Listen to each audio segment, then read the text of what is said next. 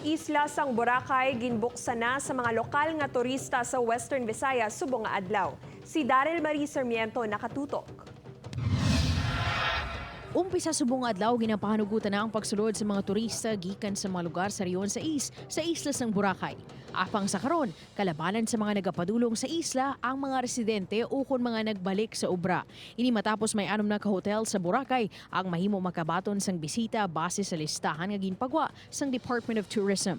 Kalabanan sa mga ini, ginapanagiyahan sa mga Chinese-Filipino businessmen. Suno kay Malay Acting Mayor Frolibar Bautista, padayon ang pagproseso sang masobra 300 ka mga hotel agud ma-credit. Siyempre, mayroong submission ng mga requirements na yung nga, sabi pa niya, isa ang mayor's permit.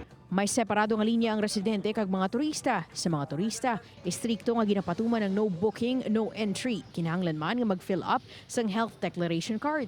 Talalo pang doon nga magamay o kung halos wala pa sang madamo nga nagalagaw sa beachfront. Suno sa alkalde, padayon nga ginapatuman ng guidelines sa isla kaangay sang pagparehistro antes makapaligo sa baybay. Meron tayong designated area for swimming. Dapat may registration.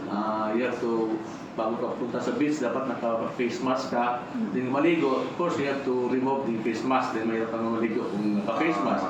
And saka you have to implement the physical distancing, which is 2 meters.